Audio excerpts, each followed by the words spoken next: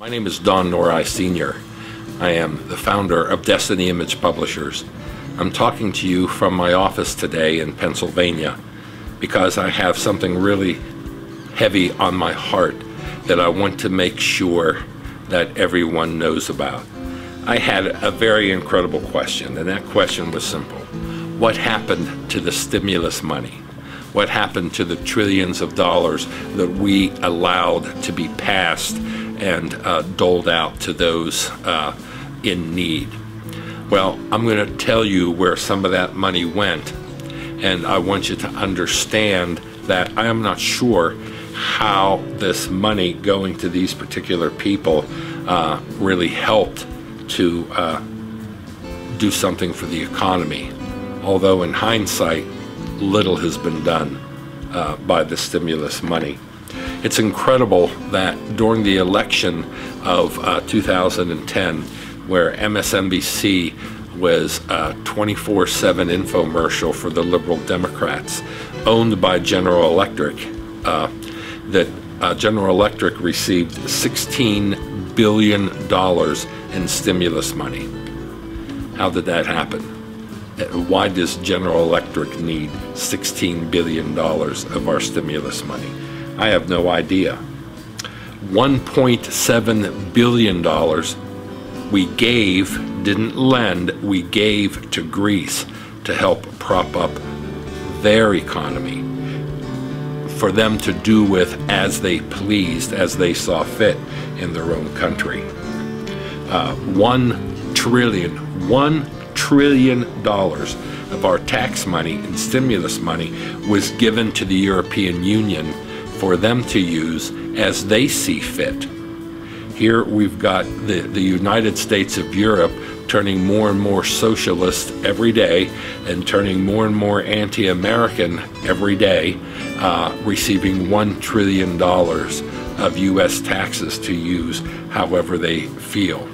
So all the talk of how George W. Bush hurt our European relations, just for the record, those relations aren't getting any better, and if anything, are worse than they ever had, even after our $1 trillion gift to the EU. Some of you might have heard, but might not have understood, that the White House is now calling Social Security and entitlement, not Social Security insurance, but entitlement. Now, why is it important to call Social Security an entitlement? An entitlement is a fancy word for a gift. This is something that you feel you may deserve, but you may not get. When something is an entitlement, it can be taken away. When it's something that you pay for, then it's something that belongs to you. A very subtle shift happened this week in Washington as the White House, as well as key Democrats, are now calling Social Security an entitlement. And of course, as you're probably already realizing while I talk, Social Security is not an entitlement. That our Social Security insurance comes out of our paychecks every single week. But if the government can convince us that Social Security is an entitlement and not something that we've purchased, then it can be taken away from us. Now just think, what would happen if any insurance company would collect money from you your whole life? What would happen if you would buy a 401k?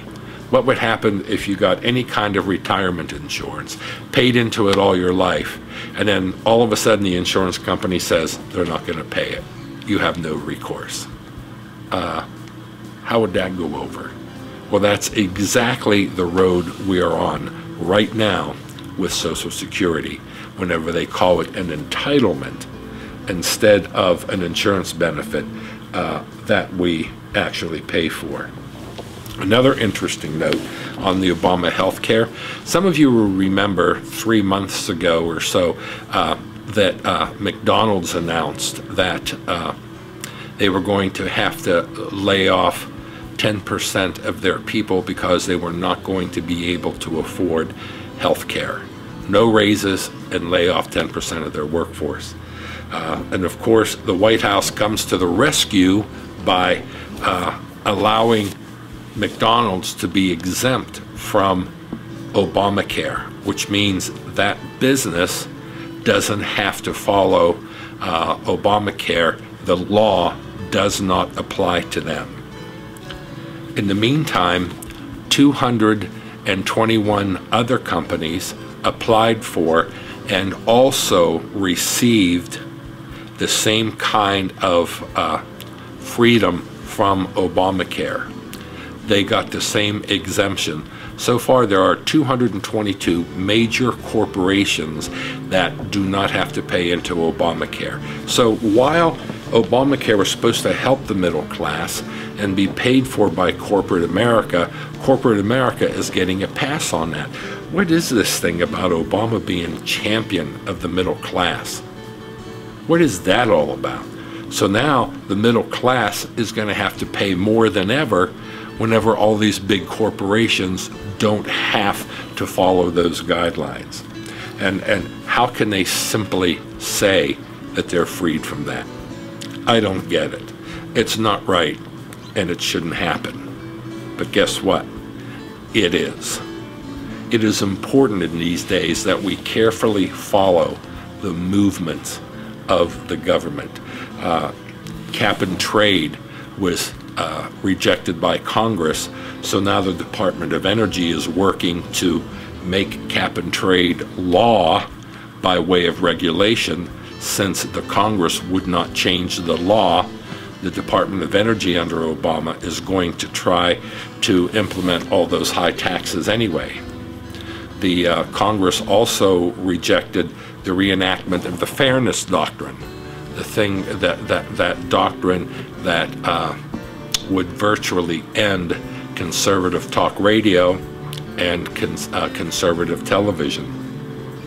So since Congress, Democrat and Republican together, they rejected it. As many Democrats were against it as Republicans rejected it. Obama has gone to the FCC to impose the Fairness Doctrine by regulation, since it can't get a law passed. When these kinds of things happen, we move strangely and frighteningly close to dictatorial rule. It is amazing that even the Democrats and even the most liberal radio and TV pundits are vehemently opposed to the suppression of free speech. And it's something we should all be concerned about, and it's something we should all watch very carefully. Now, this is something you need to send out to everybody you know. If these measures are allowed to pass, if the cap and trade is allowed to pass by regulation, it sets a precedent where the government can overrule and ignore the Congress and put in place any law or any rule at once.